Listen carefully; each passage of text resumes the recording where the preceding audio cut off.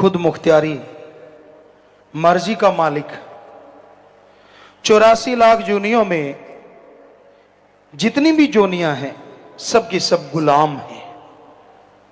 सिर्फ एक जोनी को छोड़ के बाकी सब अपने किए कर्मों का फल भोगती हैं या काल चक्कर में फंस के काल के भयानक कर्मों को भोगती रहती हैं। एकमात्र जोनी ऐसी है जो काल के जाल को तोड़ सकती है। वो जोनी प्रभु ने, अल्लाह वाहिगुरु राम ने खुद बनवाई, और वो जोनी है मनुष्य की जून, मानस की जून। कहते हैं जब सारी जोनियां बन गई तो रूहें वापस नहीं आई, मस्त हो गई। फिर काल ने वचन ले लिया कि जैसे ये मस्त हैं ऐसे ही रहें। तो मालिक की आवाज को ना सुना तो मालिक ने देखा, वचन तो दे दिए कि अब तो ये आत्माएं कभी काल के भंवर से आजाद होंगी ही नहीं, हमेशा के लिए फंस गई। तो परमपिता परमात्मा ने काल से फिर मनुष्य शरीर बनाया। सारे देवी देवताओं ने इस शरीर को सजदा किया। उन देवी देवताओं ने भगवान से पूछा कि हम इसको सजदा क्यों करें, ये भी तो शरीर है, बाकी भी शरीर हैं।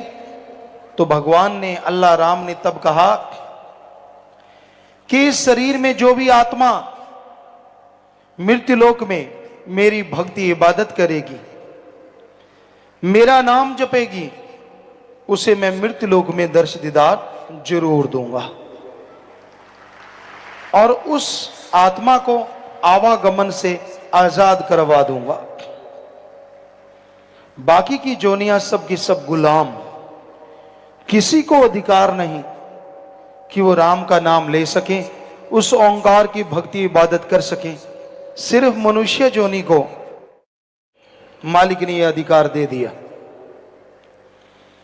तो ये अधिकार मिल गए। सब देवी देवताओं ने सजदा नमस्कार किया। और इस बारे में कबीर साहब जी की वाणी भी पुष्टि करती है कि गुर सेवा ते भक्त कमाई, तब यह मानस दे ही पाई। गुरु की सेवा, गुरु अपनी सेवा नहीं करवाता। गु का मतलब अंधकार, रू का मतलब प्रकाश। जो अज्ञानता रूपी अंधकार में ज्ञान रूपी दीपक जला दे, वो सच्चा गुरु। गुरु की सेवा कौन सी होती है? सृष्टि की सेवा। गुरु जो कहे वो सेवा करो। प्यासे को पानी पिलाओ, भूखे को खाना खिलाओ, अंगहीन अपंग लाचार का इलाज करवाओ, तड़पते हुओं को सहारा दो, दीन दुखियों की मदद करो और सबका भला मांगो, ये गुरु कहता है। तो गुरु सेवा ते भक्त कमाई, और गुरु जो कहे वो भक्ति करो। कौन सी भक्ति? उस ओंकार का नाम जपो। वो मूल मंत्र देते हैं, गुरु मंत्र देते हैं, मेथड ऑफ मेडिटेशन। सिख धर्म में नाम शब्द, वो शब्द देते हैं जिसका अभ्यास करने से सारे देवी देवता भी खुश होते हैं और उस ओंकार सुप्रीम पावर अल्लाह वाहिगुरु के दर्श दीदार भी हो सकते हैं। तो गुरु वो भक्ति करने की प्रेरणा देते हैं। गुरु अपनी भक्ति नहीं करवाते, वो तो उस परम पिता परमात्मा के लिए आते हैं, उसकी भक्ति की प्रेरणा देते हैं कि उसकी भक्ति करो, उसका नाम जपो। और जो वचन सुन लेते हैं संत पीर फकीरों के, गुर सेवा ते भक्त कमाई, तब यह मानस दे ही पाए। इसलिए ये मनुष्य जन्म मिला है। इस देही को सिमरह दे। इस शरीर के लिए देवी देवता सुमरन करते हैं, क्योंकि उनको भी पता है आवागमन से अगर मुक्ति हो सकती है तो मनुष्य के शरीर में आके, चाहे कोई देवी देवता बना फिरता रहे, आवागमन से मोक्ष मुक्ति सिर्फ मनुष्य के शरीर में संभव है। ये धर्मों में, रूहानियत में बताया गया है। तो इस देही को सिमरह देव, सो देही बजहर की सेव, भजो गोविंद भूल मत जाहो, मानस जन्म का ही लाहो। भाई इस शरीर के लिए देवी देव सुमरन करते हैं, भक्ति करते हैं, इबादत करते हैं कि हे परमात्मा हमें भी मनुष्य शरीर दे। और हे मनुष्य तू उनको जाप करता है कि तू आके मेरे काज सवार, वो कहते हमें मनुष्य शरीर मिले। वो तो सुमरन करते हैं तुझे तो ये शरीर मिल गया है, तो इसमें उस मालिक का नाम जपो, भजो गोविंद भूल मत जाहो। गोविंद जो दोनों जहां का मालिक है, वो ओंकार, एक ओंकार, वो अल्लाह का नूरे जलाल, वो सुप्रीम पावर, उसका नाम जपो, भूलो नहीं, वही मुक्ति का दाता है। भजो गोविंद भूल मत जाहो, मानस जन्म का यही लाहो। मनुष्य शरीर का सबसे बड़ा लाभ यही है कि जीते जी गम चिंता टेंशन परेशानी बीमारियों से आजादी मिल जाए और मरणोपरांत जन्म मरण से मुक्ति मिल जाए। तो ये मालिक के नाम के द्वारा संभव है, ना पैसे से, ना दिखावे से, ना ढोंग पखंड करने से, ना किसी और तरीके से मालिक खुश होता है। जब तक दिल का शीशा साफ नहीं होता उसकी तस्वीर प्रकट नहीं होती, चाहे जितना मर्जी जोर लगा लो। लोग वाह वाह कहेंगे, वाह जी वाह, वाह जी वाह, लेकिन लोगों की मान बढ़ाई सारी एक तरफ और अल्लाह वाहिगुरु राम एक तरफ। वो इन चीजों में नहीं मिलता। उसको पाने के लिए दिलो दिमाग में से बुराइयां साफ करनी होंगी, अपनी खुदी को मिटाना होगा। चाखा चाहे प्रेम रस, राखा चाहे मान, एक म्यान में दो खड़ग, देखा सुना न कान। चाखा चाहे प्रेम रस, मालिक के प्यार को पाना चाहता है, और दूसरी तरफ मान बड़ाई वावा का भूखा है। दोनों चीजें एक म्यान में नहीं रहती। जैसे एक म्यान में दो तलवार, कबीर जी कहते ना तो देखा ना सुना, उसी तरह एक शरीर में झूठी मान बढ़ाई और अल्लाह वाहिगुरु राम का प्यार इकट्ठे नहीं रहते। यहां मालिक का प्यार है, वहां अहंकार नहीं, और यहां अहंकार है वो थोथा चना बाजे घना, वो खाली है, उसके अंदर मालिक का प्यार नहीं, वो कोरा ज्ञान सुनाने वाला है। क्योंकि जिनका हृदय साफ है, जिनके अंदर अहंकार नहीं, खुदी नहीं, उनके अंदर खुदा बसता है। यहां खुदी है, वहां से खुदा कोसों किलोमीटर दूर चला जाता है, सैकड़े किलोमीटर दूर चला जाता है। इसलिए अपने आप को पवित्र बनाओ, मालिक का नाम जपो, उसकी भक्ति इबादत करो। उसके नाम में यह शक्ति समाई है कि आपके अंदर के कचरे को साफ कर दे। जैसे जमींदार भाई हैं, कपास नरमा जो भी फसल बोते हैं, अगर सही टाइम पे संभाल करें तो फसल फलती फूलती है। सही पानी हो, खाद स्प्रे जो भी आप देते हैं, पर उसमें एक चीज और भी जरूरी है, उसमें से घास फूस निकालना भी जरूरी है।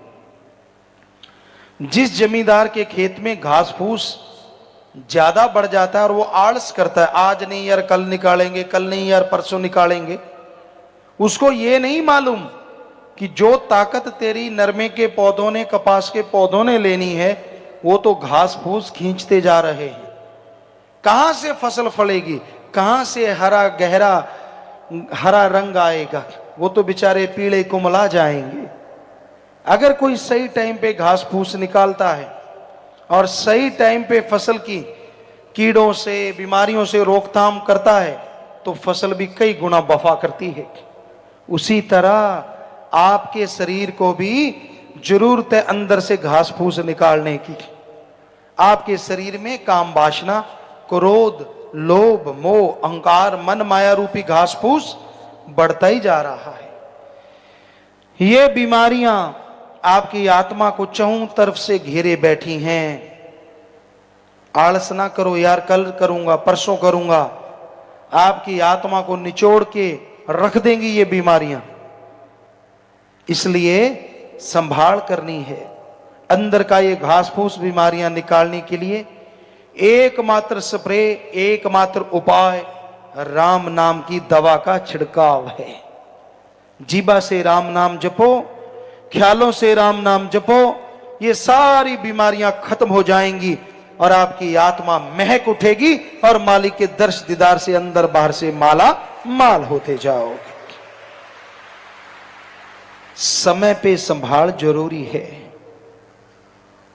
जब समय चला जाता है, पीछे पश्चाताप करने से कुछ हासिल नहीं होता। आयु बीती जात है, हरि से क्यों ना हेत। समय बीत रहा है, जो सेकंड, जो मिनट, जो घंटा, दिन, महीना, साल आपकी जिंदगी का गुजर गया, समझो आप छोटे हो गए, आप मौत के और नजदीक हो गए। तो ये समय गुजर रहा है, पर आप मालिक से प्रीत करना ही नहीं चाहते। रसों कसों में फंसे हुए हो, कोई काम वासना में। काम वासना मतलब विषय विकार, सारा दिन सेक्सुअल रिलेशन का कीड़ा दिमाग को काटता रहता है और आदमी ना मां देखता है, ना बहन, ना बेटी, ना बाप, ना दादी, ना पोता, ना कोई रिश्ता इस कलयुग में बचा है तो अच्छे संस्कार की वजह से, वरना खत्म होता जा रहा है। काम वासना की आंधी ऐसी चढ़ी हुई है प्यारी साध संगत जी, बड़े बड़े त्यागी, बड़े बड़े तपस्वी भी इसमें उलझे हुए हैं। बुरा हाल है, कुदरत के असूल के उल्ट चल रहे हैं और दिनों दिन परिवार और खुद यूं होते जा रहे हैं। अंदर से, बाहर से मांस के लोथड़े हैं तो क्या हुआ, बेचैनियां हैं अंदर, दिखने में भक्त नजर आते हैं, हाव भाव सारे भक्तों वाले हैं और कर्म सारे राक्षसों वाले हैं। कहां से घर परिवार में बाधा हो, कहां से खुद को भगवान के नूरी स्वरूप तो दूर, साधारण स्वरूप के भी दर्शन हो, कहां से। तो ये बीमारी भी हमारे समाज को खोखला कर रही है। काम वासना की आंधी है ये। पशुओं से इंसान इतना गिर गया है, पशु भी तब विषय विकार में पड़ते हैं जब उन्होंने बच्चा औलाद लेना होता है, कुदरत के नियम को पूरा करना होता है। पर आदमी पशु से गिर गया है, इसको कोई लेना देना नहीं इन चीजों से। तो भाई ये एक बीमारी, महाबीमारी बनती जा रही है। कहीं भी देख लो, किधर भी देख लो, इस बीमारी से जब हम निगाह घुमाते हैं, कोई कोई बचा नजर आता है, वो भी जिसके अच्छे संस्कार हैं, सतगुरु अल्लाह मालिक से बेहद प्यार है। अदरवाइज तक कमरा बंद कर करके सतगुरु के वचनों की धज्जियां उड़ाते हुए ऐसे कर्म करते नजर आते हैं और पल पल उनको भोगना होगा। अगर वो ना चेते, अगर वो ना जागे, तो फिर ऐसे चिल्लाएंगे कि दुनिया जागेगी, उनको पता चलेगा ये बीमारी के घर हैं। तो भाई ये चल रहा है। दूसरा मीडिया, इंटरनेट वगैरह है, और लगाया तो वो गया अच्छे के लिए, बच्चों की अच्छी शिक्षा हो, अच्छी पढ़ाई हो, बच्चे उससे नॉलेज लें, बहुत अच्छी बात है, कोई उसमें गलत नहीं है ये चीजें। अगर ये तो स्वस्थ है, बच्चे तो बेचारे ये स्वस्थता उठा रहे हैं, लेकिन उनके जो हेड हैं वो इससे दुरुपयोग में लगे हुए हैं। दिन रात गलत कार्य उसको लगा हुआ है, उसमें सब कुछ गलत चलता है, बुरा चलता है, और उसको देख देख के दिन रात बुराइयों में डूबे हैं। दिन रात अपनी बेड़ी पे बट्टे नहीं डाल रहे, अपनी बेड़ी को फाड़ रहे हैं कि जल्दी से डूब जाए, ज्यादा टाइम क्यों लग रहा है। ये भी एक बीमारी है जो फैलती जा रही है, बढ़ती जा रही है, जो आदमी के दिमाग को मालिक की तरफ नहीं लगने देती बल्कि गलत तरफ। और फिर जब कर्मों की मार पड़ती है फिर चिल्लाते हैं ऐसा क्यों हो रहा है। क्या बताएं, किस किस को कहें। हमाम में सब नंगे हैं। हमाम कहते हैं स्नान घर को, और उसमें कोई कपड़े पाके तो नहाता नहीं। एक आधा कोई बुद्धू होगा जो कपड़े समेत नहा लेता होगा, वरना तो कपड़े उतारने ही पड़ते हैं। तो हमाम में सब नंगे हैं, समझदार को इशारा काफी है। काम वासना से कोई बिरला ही बचा है, सब डंगे हुए हैं। सुमरण करे, मालिक पे दृढ़ विश्वास रखे तो बचाव हो जाए तो हो जाए भाई, वरना तो हम उस मालिक और सतगुरु के अलावा मानते नहीं कोई इससे बच जाए। बुरा हाल है समाज का। फिर है क्रोध। क्रोध कहते थे फला का गुस्सा नाक पे है, पर आज तो गुस्सा मुंह पे ही आ गया है। इतना दूर भी नहीं है, सीधा ही है। किसी को छेड़ के देखो, सीधा करंट मारता है। किसी को कुछ कहा ना हो तो भी आ बैल मुझे मार। भाई तू कौन, मैं खाम खा।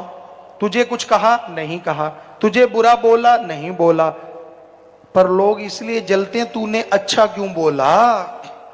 आग लगी पड़ी है, आग। किसी धर्म में बता दो निंदा करो, किसी को बुरा कहो लिखा हो तो हम सत्संग करना छोड़ देंगे। और बताओ क्या कहें। बड़े बड़े धर्म के नुमाइंदे आए हमारे सामने, हम पूछते हैं उनसे किसने सिखाया है आपको किसी की निंदा करनी, किसी को बुरा कहना, कहां किस ग्रंथ में लिखा है। बनते फिरते हैं धर्म के ठेकेदार नुमाइंदे। अपने आप को सुधार लो, इतना ही काफी है। आज समाज में इतना बुरा हाल है, दूसरों की बुराइयां बिना वजह। अरे मालिक की तलवार ऐसी गिरेगी, वो चल जाएगी, पीछे आवाज ही आवाज छोड़ जाएगी। डरो उसकी तलवार से। कोई अच्छा करता है, अच्छा बोलता है, अच्छा कहता है, अच्छे कर्म करवाता है, आपको चलूने क्यों लड़ते हैं। क्या बीमारी है आपको। कर्म अच्छे करने तो खुद करो, दूसरे को करने से मत रोको।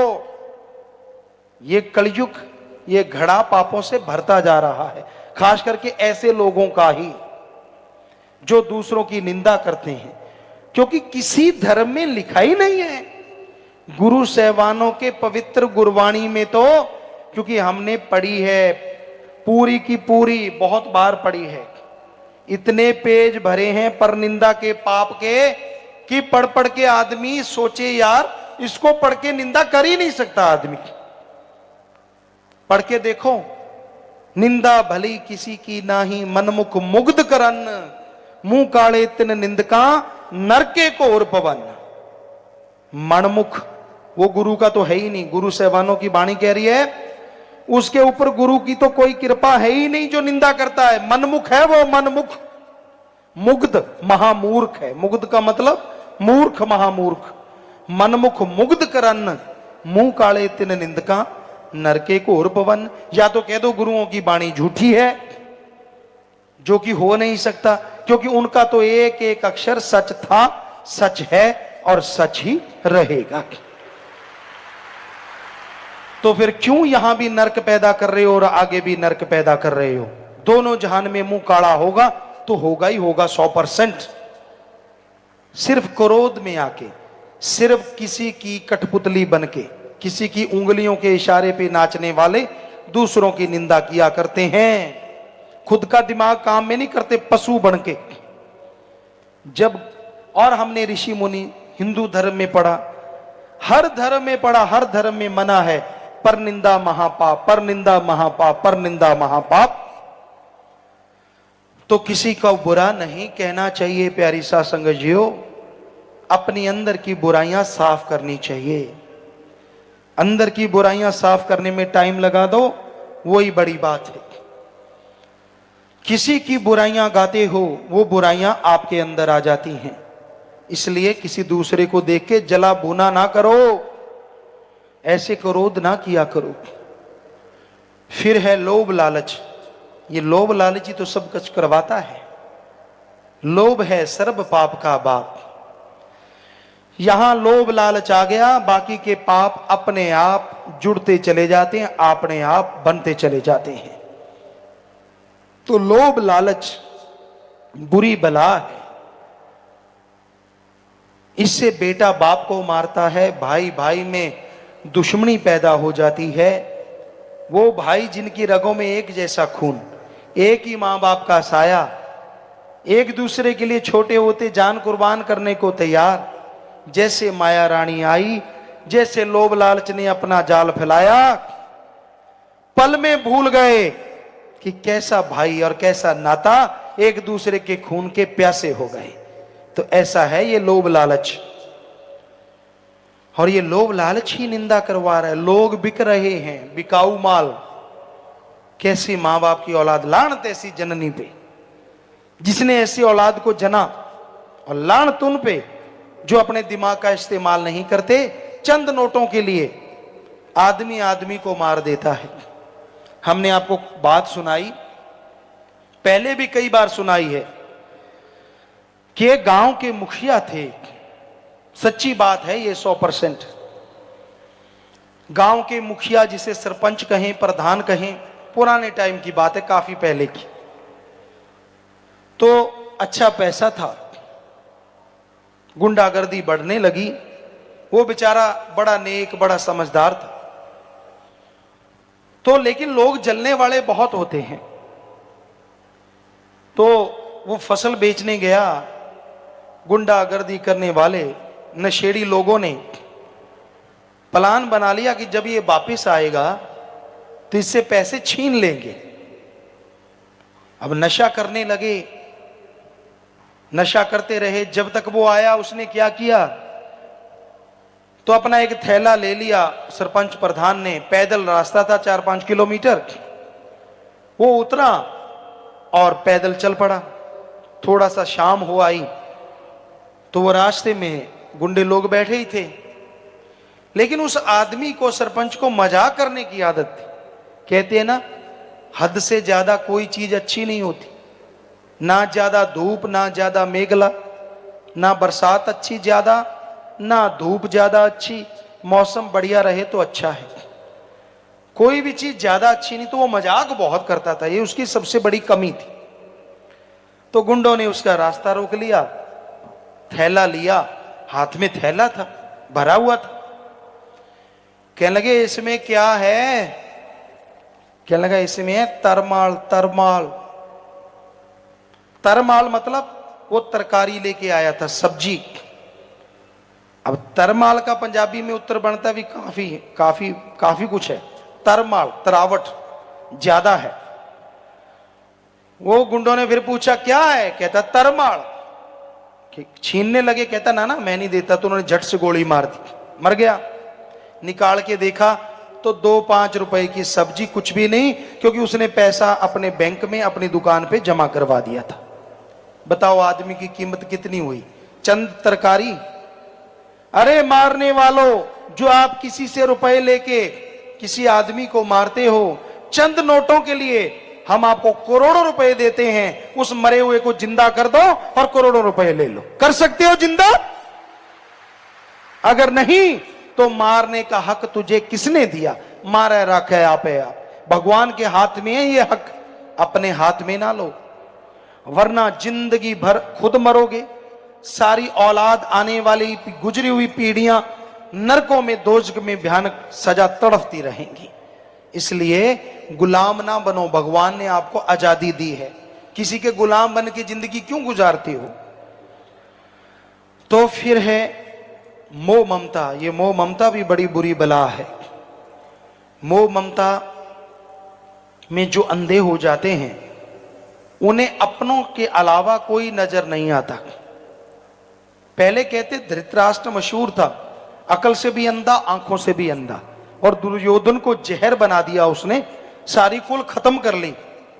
आज कोई धृतराष्ट्र दिखता नहीं, क्योंकि आज ये देखने वाली बात है धृतराष्ट्र कौन नहीं है, सारे ही धृतराष्ट्र बने हुए हैं। कोई मालिक का प्यारा ही बचा है। हर किसी को अपनी औलाद, हर किसी को अपना परिवार, दूसरा तो कोई नजर ही नहीं आता। महा बीमारी लगी हुई है मोह ममता की। बच्चों के लिए कमाना, पैसा बनाना, इकट्ठा करना, ये कोई गलत कार्य नहीं है, ये तो आपका फर्ज है, कर्तव्य है। पर धर्मों में लिखा, हिंदू धर्म में कड़ा परिश्रम करके खाओ, सिख धर्म में दशा नवादी कीर्त करो, इस्लाम धर्म में हक हलाल की रोजी रोटी खाओ, इंग्लिश फकीर हार्ड वर्क करके खाओ, जितना मर्जी कमाओ। पर किसी के मुंह का निवाला छीन के खाओगे तो वो हरी रस अमृत नहीं, जहर का काम करेगा, धीमे जहर का। ठगी, बेईमानी, भ्रष्टाचार, दूसरे का हक मार के खाना, ये मोह ममता के भी कारण लोग कर रहे हैं, अपनों के लिए बनाने के लिए। तो ये गलत है, महापाप है। फिर है अहंकार, किसी को ऊंचे धर्म का, किसी को ऊंची जात का, किसी को राज पहुंच का, किसी को धन दौलत का, किसी को जमीन जायदाद का, किसी को अपनी औलाद का। और अहंकार को मार पड़ती थी, पड़ती है और पड़ती ही रहेगी। 1 लख पूत 1.25 लख नाती, तै रावण घर दिया न बाती। रावण से बढ़ के कोई अमीर नहीं, रावण से बढ़ के कोई साइंटिस्ट नहीं, वैज्ञानिक नहीं, क्योंकि उसके कंधे पे परमाणु हमेशा टंगा रहता था। रावण से बढ़ के कोई धर्मों का विद्वान नहीं, चारों वेदों का टीकाकार पंडित था। हर राजनीतिज्ञ नहीं, सारे शास्त्र उसने पढ़ डाले थे, जुबानी याद थे। उससे बड़ा धनवान नहीं, उसके नौकरों के कमरे भी गोल्ड सोने के बने हुए थे। सो उसने अहंकार किया और उसका बुरा हाल हो गया। तो भाई ये 5 काम वासना, क्रोध, लोभ, मोह, अहंकार बुरी तरह से इंसान को बर्बाद कर रहे हैं। ऊपर से मन माया इनके मुखिया हैं, हेड हैं, इनके सरदार हैं, जो बुरी तरह से जीव को भरमाते हैं। चंद नोटों के लिए आदमी को जो मर्जी बुला लो, चंद नोटों के लिए आदमी से जो मर्जी करवा लो। नकली मां बाप मिल जाएंगे, नकली रिश्ते मिल जाएंगे, पर सच्चा प्यार अल्लाह वाहिगुरु राम का भक्ति इबादत के बिना बाजार से खरीदा नहीं जा सकता। अगर अंदर भावना होगी, अंदर वैराग्य होगा, तो वाहिगुरु राम की कृपा होगी। कपड़े पहनने से या शरीर को हार श्रृंगार लगाने से भगवान मिलता तो बैली शैली कब के भगवान को खरीद के ले जाते। ये बाहरी ढोंग ढकोसले से नहीं मिलता। जब तक अंदर का छल कपट नहीं छोड़ते, मालिक के दर्शन नहीं हो सकते। चाहे जितना मर्जी दिखावा कर लो, भावना शुद्ध हो, मन चंगा कठौती में गंगा। रविदास जी ने चमड़ा भिगोने वाले उस जो पत्थर की चीज थी उसमें से गंगा बहा दी थी पूरी की पूरी। राजा को कहा था सोने के कड़े निकाल ले जितने निकालने, मन चंगा कठौती में गंगा। कहने का मतलब अगर आपका अंदर साफ है, राम नाम आप लेने वाले हैं, तो घर परिवार में रहते मालिक के दर्शन कर सकते हैं। जंगल उजाड़ों में जाने की जरूरत नहीं पड़ती। और अगर मन गंदा है, यहां मर्जी घूमते रहो, मालिक नहीं मिलने वाला। हाँ शौक है, आप कर सकते हो, बड़े कपड़े लत्ते पहन के ये वो ये फूं फा ये कर सकते हो, क्योंकि ये कलयुग है, इसमें इससे हवा मिलती है। पर जो वाहिगुरु राम अल्लाह ईश्वर को पा लेते हैं, उनके अंदर अहंकार नहीं होता, उनके अंदर शूफ है नहीं होती। वो तो क्या कहते हैं श्री गुरु नानक देव जी महाराज के, जो इतनी बड़ी पदवी के मालिक हुए, उन्होंने कहा है, क्या कहा है, कोई आखे पूतना कोई कहे बिताला। गुरु जी कह रहे हैं कि हमें लोग क्या कहते हैं, कोई आखे पूतना कोई कहे बिताला, कोई आखे आदमी नानक बेचारा। कहते कोई हमें कहता है आदमी है, कोई कहता नहीं यार ये तो भूत है, बेताल है, पानी पे चल पड़ता है, ये तो पल में ऐसे कर देता है, यहां मर्जी प्रकट हो जाता है, ये तो हाथ से पहाड़ रोक देता है। पर गुरुजी क्या कहते, कोई आके आदमी नानक बेचारा, कि भाई हम तो उस मालिक के अदने से दास हैं। गुरुजी कहते इतने बड़े महापुरुष, ये है सच्चे संत, सच्चे मालिक के नुमाइंदे की निशानी। यहां कोई अहंकार या कोई ऐसी चीज नहीं होती, ये होते हैं मालिक के प्यारे, वो संत, वो पैगंबर। अपने आप को मान बढ़ाई देके दुनिया का नुमाइंदा बना लेने से मालिक के प्यारे नहीं बनोगे, नरकों में बास होगा, नरकों में बास। क्योंकि गऊ को आटा दिखा के उसका घात करवाने के समान है धर्म का नाम लेके लोगों को लूटना, लोगों को गुमराह करना और उनको धर्मों के उल्ट रास्ते पे लेके जाना। धर्म नहीं सिखाते। धर्म शब्द का मतलब क्या है? पूछो आलिम फाजिलों से।